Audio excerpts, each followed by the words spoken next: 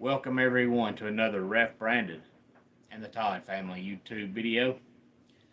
Wherever you are, whatever you may be doing, thank you so much for making Ref Brandon and the Todd Family a part of your day. We always greatly appreciate it. I apologize for coming on here late, live here on this Saturday night. It was not my intention to come on here at almost midnight Eastern Standard Time, but there was a couple of games that I wanted to see finished before I came on here, and this is one of those days where you see it every year in college football where you have one day that just shakes up everything, and on paper there wasn't a lot of games that looked like they were going to be good, but turns out they were good, and I wanted to come on here and talk about it, or hope we get some feedbacks. If you come on here live, please feel free to leave a comment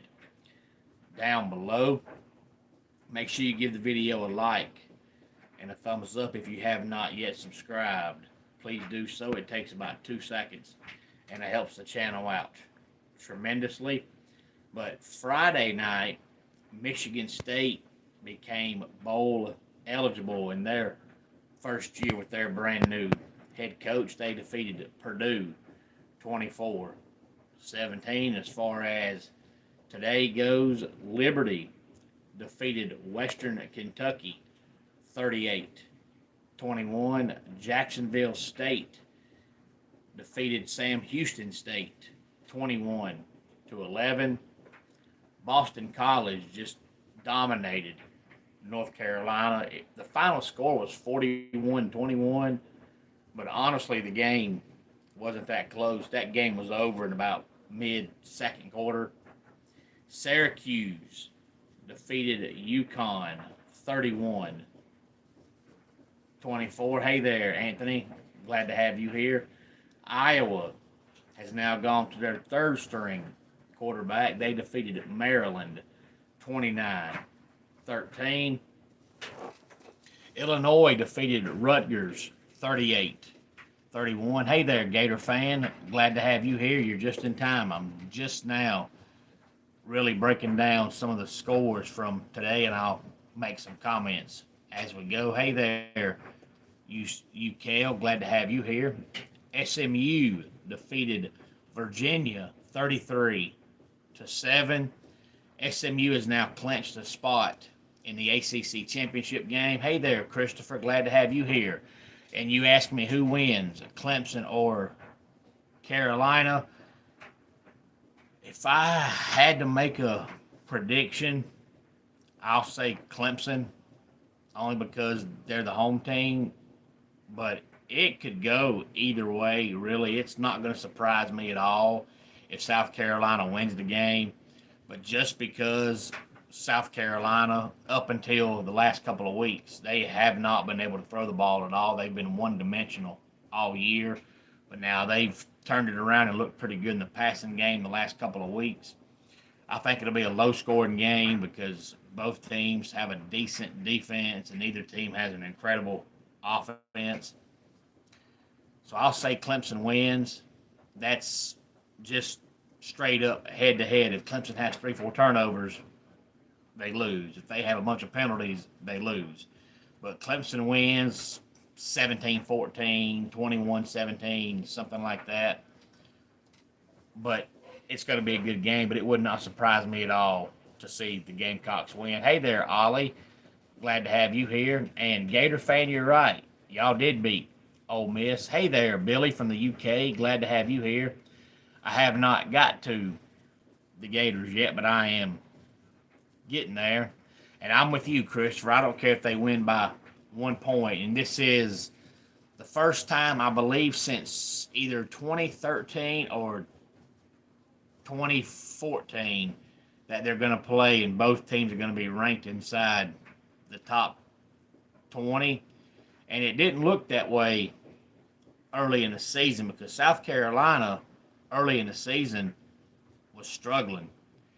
And now the last 3-4 weeks, they've looked really good. And then after Clemson finally got ranked and started going upward, They had that game where they just laid a complete egg against Louisville and just looked awful.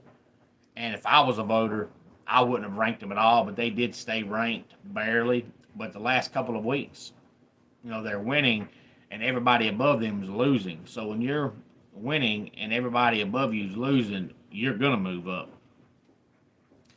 But Georgia defeated UMass in a game that honestly I shouldn't even wrote the score down because, that was a foregone conclusion. Georgia's going to beat UMass 59-21. And Florida, just like Gator fans just talked about, defeated Ole Miss 24-17. And I tell you, DJ Lagway is going to be a really good quarterback. And, you've got to feel good if you're Florida because they've got 6 wins, which is about what they were picked to have this year, 5 or 6 wins. And you're going to destroy Florida State next week. Florida State is awful. So to have your coach supposedly on the hot seat middle of the season, and now you're going to finish 7-5, it just goes to show that they want Napier to be their head coach, and I think he will be their head coach. They've played hard for him all year long despite the record, and I do think they beat Florida State next week, and I don't think it'll be close. Florida State is absolutely an embarrassment to college football this year. And go Ducks. Well, Oregon didn't play, so I really can't comment on them because they didn't play. Miami defeats Wake Forest 42-14, and I believe if Miami defeats Syracuse next weekend, the ACC championship game is Miami and SMU. If Syracuse defeats Miami, then the conference championship game is SMU and Clemson. Ohio State defeated Indiana 38-15. And I honestly believe that the only 2 teams that are for sure, beyond a shadow of a doubt, in my opinion, go into the playoffs, regardless of next week's results, I think is Oregon and Ohio State. I think those 2 teams are in, even if they lose next weekend. Hey there, Aziri. Glad to have you here because Oregon's undefeated, so even if they lose, they're not going to fall out of the top 12. They're the only team that's up there right now that's undefeated. And Ohio State has the win over Indiana and the win over Penn State. I think those 2 teams are in regardless. Aziri, I am not from Oregon, and somebody asked me what is my opinion on the Ducks. Oh, it was Go Ducks. Well, my opinion of the Ducks is they're really good. I think they could win the national championship. I wouldn't be surprised if they won it, but I don't think they will. I've just watched them this year a couple of times, and they have something missing. I don't know what it is, but unless they get lucky and there's some upsets in the playoffs and they, meet one of the back half of the top 12, I don't see them winning it, but it wouldn't surprise me if they did. And Big Dog, I agree. I think Sammy Brown is going to be really, really good in the future. Really, really, really good. Hey there, Skin. Glad to have you here. So I think Oregon and Ohio State are in regardless of what happens next weekend. All of you commenting, I appreciate it. Feel free to leave comments anytime. Make sure you give the video a like and a thumbs up. If you have not yet subscribed, please do so. And honestly, I love chaos as long as it doesn't include my team. Hey there, Johnny. Glad to have you here. So I hope Clemson wins next weekend. And as I said, I think Oregon and Ohio State are in regardless of what they do. But after that, I hope Texas loses. I hope Penn State loses. I hope Georgia loses. I hope Miami loses. I hope SMU loses. I hope Boise State loses.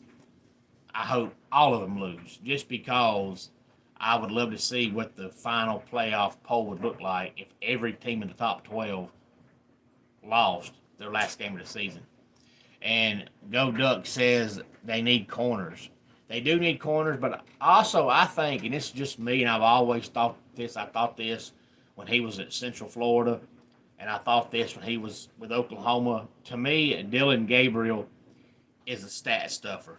I've always called Matthew Stafford a stat stuffer. I've always called Kirk Cousins a stat stuffer, and I think Dylan Gabriel is a stat stuffer. Hey there, Nancy. Glad to have you here. And I'm not sure who Mooney is, but glad to have you here anyway, and thank you for subscribing, Go Ducks. But Dylan Gabriel will go out there against nobodies and throw for 900 yards and 12 touchdowns. But then as soon as he plays somebody worth a darn, he is okay, but not great. So come season's end, he'll have 9,478 passing yards, but almost all of it comes against nobodies. When he plays somebody decent, he doesn't do near as good. So his overall numbers for the season look good because he piles up numbers against crappy teams. So I think Dylan Gabriel is a stat stuffer. Georgia Southern defeats Coastal Carolina 26-6. West Virginia defeats Central Florida 31-21. California becomes bowl eligible. They defeat Stanford 24-21. And I like Jordan James. Nebraska defeats Wisconsin 44-25. Nebraska 2 weeks ago, maybe 3 weeks ago, I think 2, fired their offensive coordinator, Marcus Satterfield. Well, he wasn't any good. They brought on Dana Holgerson, who used to be a coordinator for years and was one of those young offensive minds, and then he went and was the head coach of West Virginia. Then he was the head coach of Houston, and now he's been unemployed this year. And then when Nebraska removed Marcus Satterfield, they put in Dana Holgerson. Oh, man, you're having knee surgery tomorrow. I hate to hear that. I don't see what your name is, but I hate to hear that you're having knee surgery nonetheless, unless your name is that feeling when knee surgery's tomorrow. That's a long screen name, by the way. Michigan puts up 50 against Northwestern, who is just awful, 50-6. Everybody's favorite head coach, Lyle Jones, better known as Butch, he gets his Arkansas State team to 7-4 on the season. They defeat Louisiana Monroe 28-21. Kennesaw State, who fired their coach a few weeks back, they defeated Florida International 27-26. And speaking of Florida teams, Tom Herman, who 8 or 9 years ago was supposed to be a young up-and-coming coach that everybody wanted. We know that he coached Texas. That didn't work out. Well, he got fired by Florida Atlantic, so I don't know where he'll end up next. He'll probably be out of the game for a couple of years, maybe be on TV somewhere, but he might be a head coach again in the future. But if you can't win at Florida Atlantic, I don't know who's going to want you. TCU is quietly having a pretty good season. They defeat Arizona 49-28. Appalachian State defeats James Madison 34-20. Clemson defeats the Citadel 51-14. Even against the Citadel, they had their first extra point of the year blocked, and they had their 6th field goal of the year blocked. Their kicker still has not had a kick go up and miss, whether it's wide left, wide right, or short. He's missed 6 field goals, but all 6 of them have been blocked. And yes, Go Ducks, I do like the NFL. I've talked about it before here on the channel. The thing that I like about the NFL as opposed to college, and I love both, even though the college game now is played and coached just like the NFL. There's no difference. They even implied a 2-minute warning this year in college football. It come from the NFL, but in the college game, I have teams that I like, and I have teams that I hate. But even if there's a game going on and I don't like either team, before the game starts, I'll decide who I want to win. So even though I like college football, in every game going into it, I decide ahead of time who I want to see win. In the NFL, I don't care. I don't have a team. So any game that I watch, I'm watching strictly for pure entertainment. I don't give a darn who wins any game or who loses any game. I have no dog in the fight in the NFL. I watch it strictly because I enjoy football. I don't like any team. I don't hate any team. I'm neutral on everybody.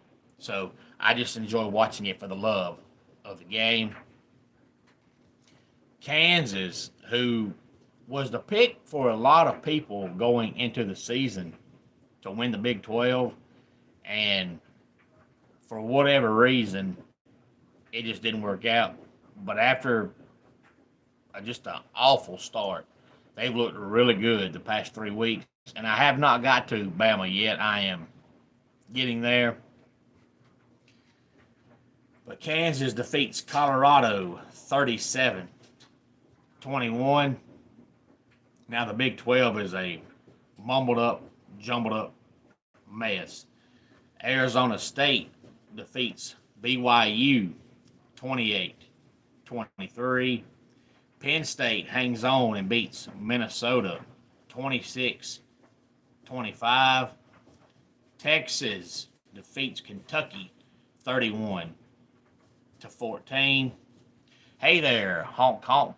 Glad to have you here. You said the Seahawks beat the Cardinals, and you're in first. So I'm assuming you are a Seahawks fan, and yeah, that division is probably going to come down to the last weekend of the season because none of those teams look like they're going to get past 10 wins, if any of them reach 10 wins. So it should come down to the final weekend of the season. South Carolina defeats Wofford 56-12. Hey there, Fiji. Glad to have you here. Hey there, Sis. Glad to have you here. Your name is Nate. We used to go to school together. Okay, well, I'm glad you're here, Nate. Hopefully you have subscribed. Give the video a like and a thumbs up. South Florida puts up 63 as they defeat Tulsa 63-30. Texas Tech is quietly having a really good season for them. They defeat Oklahoma State. Combined 104 points get scored. Texas Tech wins 56-48. Oh, and my day is fantastic. To me, there's no such thing as a bad day. Bad moments in every day, but no bad days. We let bad moments create bad days, but no such thing as a bad day to me. But thank you for asking. But every day is good. Boise State, it was sloppy, it was ugly, but they do defeat Wyoming 17-13. Louisville just absolutely dominates Pittsburgh. It was 34-0 at one time, but Louisville wins the game 37-9. What team do I think should not be ranked? Missouri. I've said on here since about week 5 that I have no idea why they were ranked.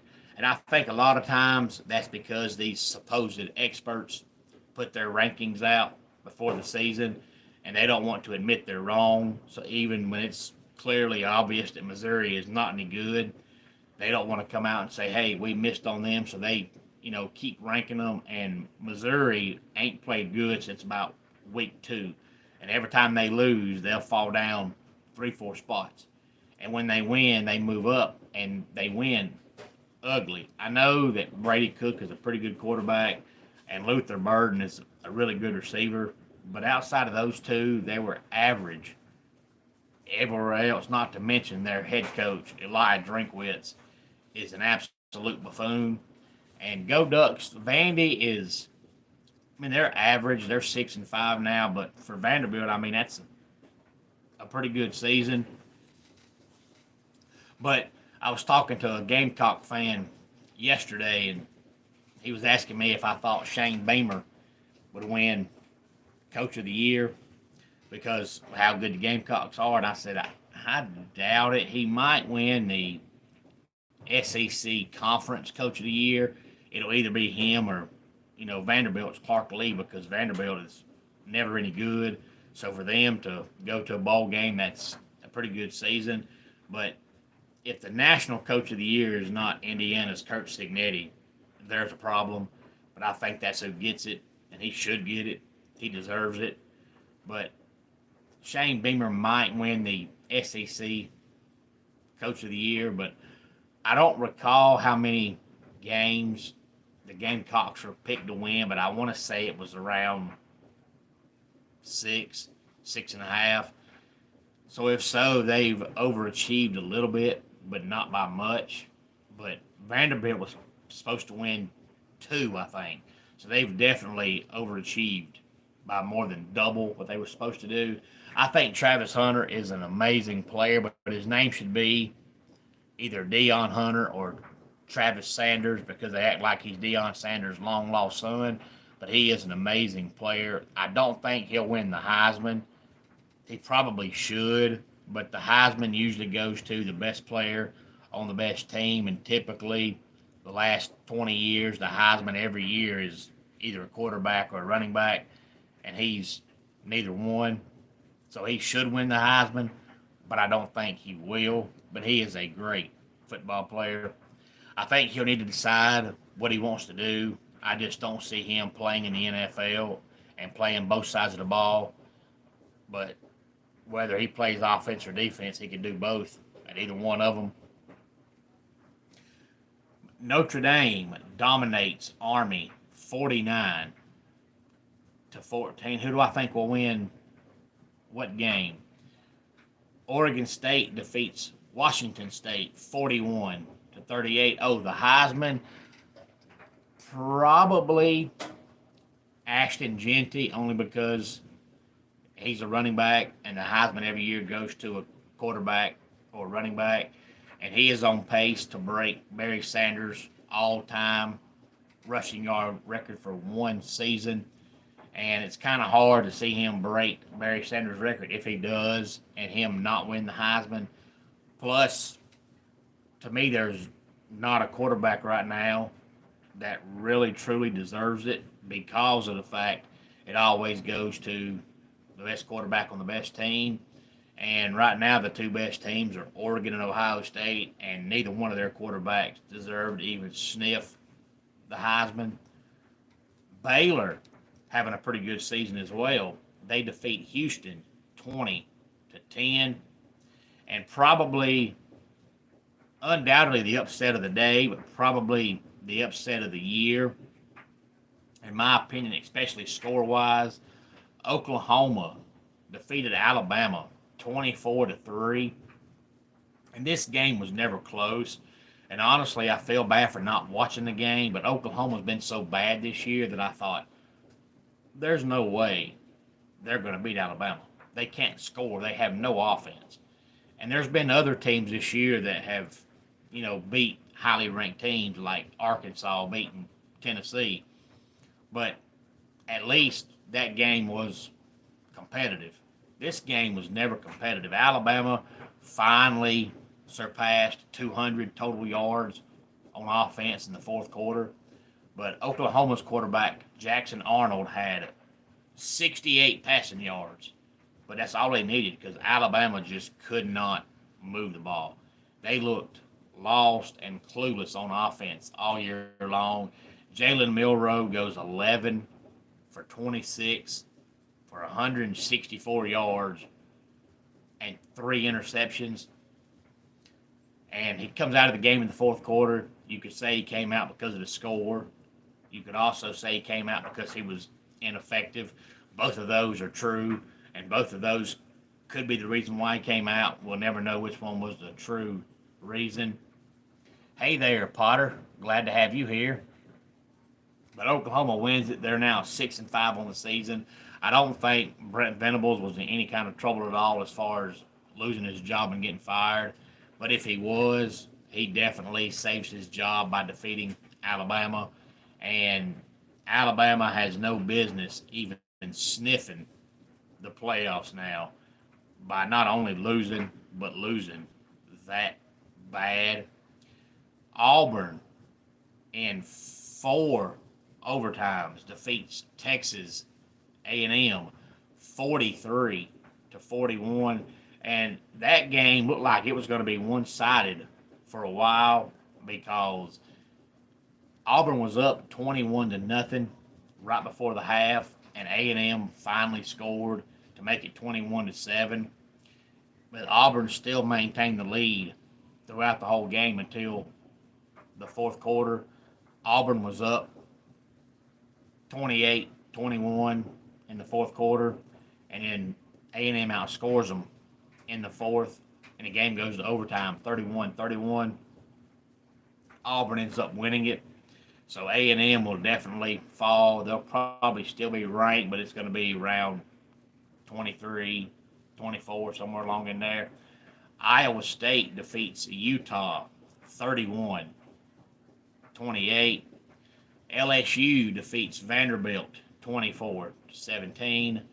Duke defeats the Hokies 31-28.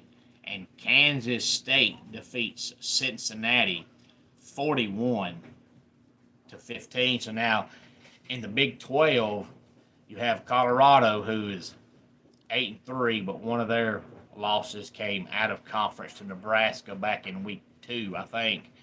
You have Iowa State at 9-2. Now that BYU's lost 2 in a row, they're 9-2. Arizona State's 9-2. Iowa State's 8-3. Kansas State's 8-3. So the Big 12 is going to come down to the final weekend. And the game of the day, in my opinion, was easily A&M and Auburn from the third quarter on. The first half, it was all Auburn. And I've mentioned before that, Hugh Freeze to me is a very overrated coach. I don't get the love for Hugh Freeze when he was coaching at Ole Miss. It was supposed to be back in the day when it was illegal to pay players, and everybody knew that he was paying his whole entire team, and he still only went about 8-4 every year. But he always has his best games against ranked teams.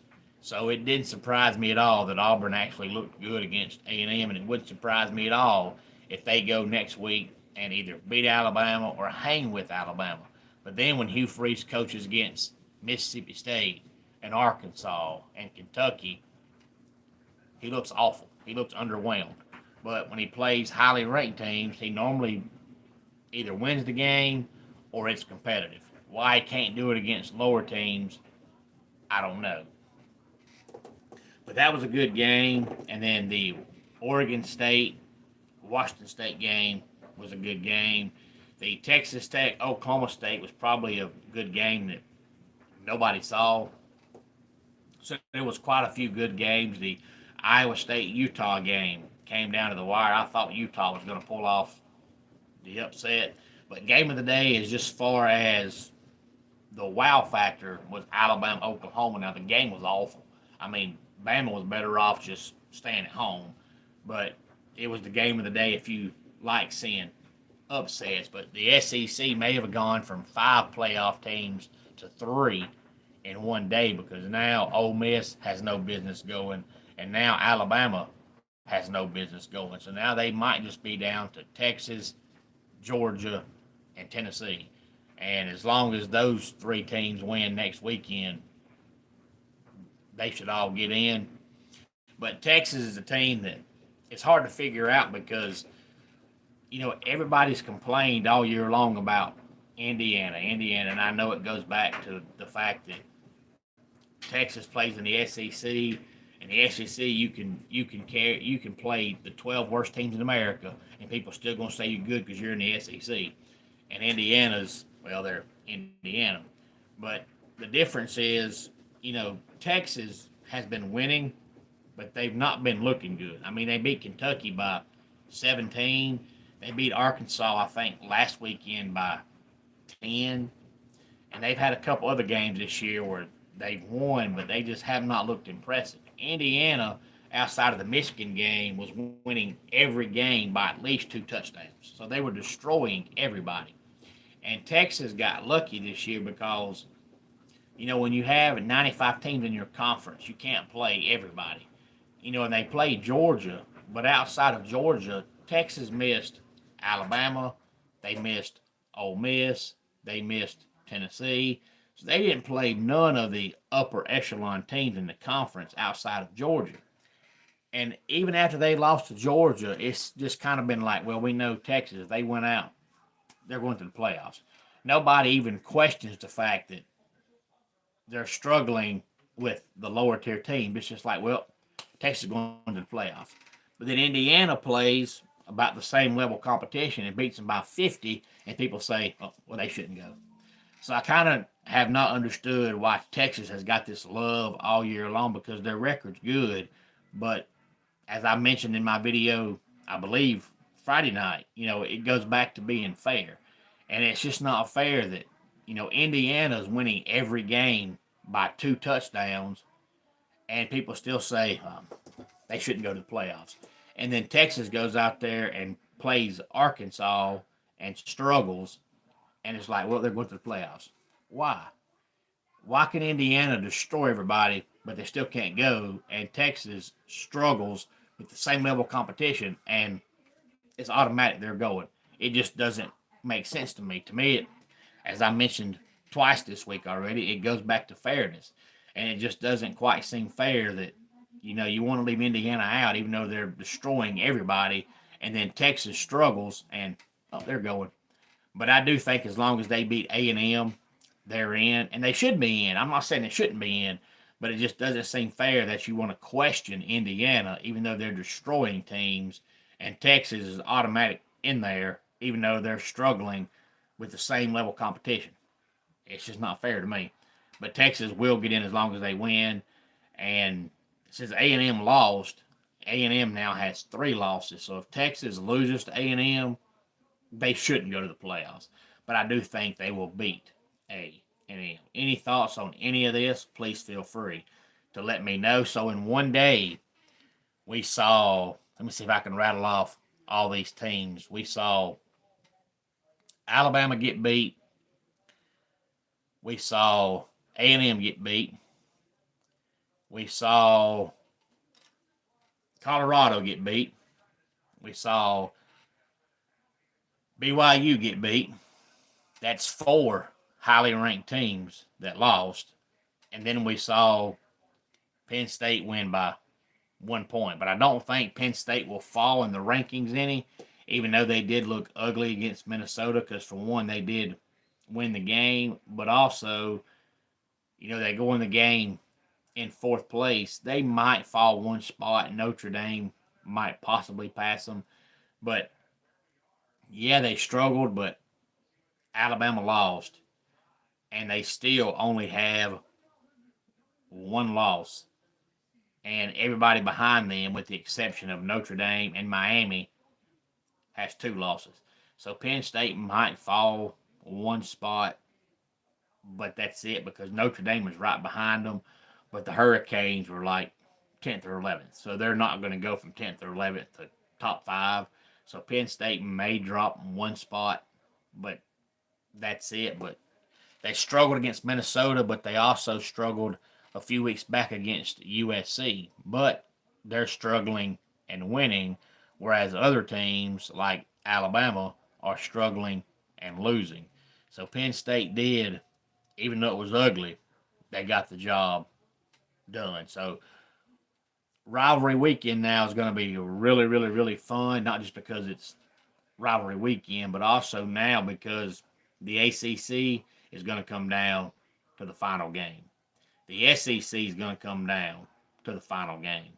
The Big 12 is going to come down to the final 3 or 4 games. You'd have to pull out every team's schedule and find out who plays who to find out the important games. But Colorado's got a chance to win the conference. Iowa State has a chance. Arizona State has a chance. BYU has a chance. I think Texas Tech has an outside shot, but I mean, it has to be a lot of things take place. So there's going to be 3 or 4 games in the Big 12 next weekend that are going to not only have rivalry written all over them, but are going to have a conference championship on them and playoff hopes on them. So it's going to be a fun final weekend in the world of college football. And the good news is it all starts on Tuesday night. So you only got to go a couple of days and it'll be here. And speaking of the NFL, somebody asked me earlier if I was an NFL fan. It may have been Go Ducks. I think it was. And the Giants released Daniel Jones. I think it was back on Friday because he got word on Thursday that he is now going to be their third string quarterback. He not only got benched, he got demoted to third string behind the other 2 quarterbacks. One is DeVito, the other one is Drew Lock. And then he decided, hey, if you're not going to play me, why am I here? So he gets up Friday morning, goes to the Giants owner and says, hey, man, if y'all not going to play me, could you at least release me? And the Giants owner said, sure, no problem. So he's now free agent. He's not any good, but if I was the Raiders or maybe the Browns, I'd take a shot with him because I'm not a big fan of Gardner Minshew with the Raiders. I think he's a good backup quarterback, but I just don't think he's a good long-term solution at quarterback. So I'd probably play Daniel Jones over Minshew and then maybe the Browns because I don't think Deshaun Watson's ever going to play for the Browns again. And really, Deshaun Watson shouldn't play for the Browns or anybody else ever again. Deshaun Watson's horrible. He had one good year with Clemson, and then his first about 3 years in Houston was good. And ever since then, he's just fell off a cliff. And as bad as he's been the last 3-4 years, there's no way if I'm an NFL owner or general manager that I'm signing Deshaun Watson. First of all, he's hurt all the time, and he causes all these off the field distractions. And when he does play, he sucks. But the Browns now have Jameis Winston, and they look a lot better with Jameis Winston, but they're still not great. And Jameis Winston's exciting. He's fun to watch. He's fun to listen to because he says some very funny things when he talks. And he's going to make 4 or 5 good throws a game, but he's also going to make 4 or 5 throws a game, and you're going to wonder, what's he doing? Where was that ball going? What's he thinking? And Daniel Jones don't do that. Daniel Jones is unimpressive, and he's not a very good quarterback, but at least he doesn't make a bunch of boneheaded throws. He just can't throw. So if I'm the Browns, I would sign him and the Raiders, but outside of that, I don't know if I'm an NFL GM if I want Daniel Jones. To me, he's done nothing but suck. He should have never got drafted where he did, and he definitely has not lived up to expectations, but that's because he went so high and he was never going to meet expectations. So the Giants released him because he basically had a clause in his contract that where, if he goes out and plays the rest of the season and he gets hurt, the Giants got to pay him a whole lump sum of money. So they went ahead and decided, hey, we're not going to bring you back next year, and now we're going to lose money if we play you and you get hurt. So we're not going to play you. So DeVito is their quarterback, and Drew Lock is the backup. And I think within about 2 weeks, Drew Lock will be the quarterback because DeVito is not any good. He played last year, and he's not any good. Any thoughts on any of these games, please feel free to let me know. Any early thoughts on rivalry weekend, please feel free to let me know in the comment section. I always enjoy reading your comments. Let's go ahead and get our dad joke of the day in here. I've decided this year I'm not going to eat any Thanksgiving leftovers. I'm trying to quit cold turkey. And that does it for today's Ref Brandon and the Todd Family YouTube video. Until next time, it's Ref Brandon saying, just like in pro wrestling, life can be over by the count of three. Tell your friends and family how much you love them.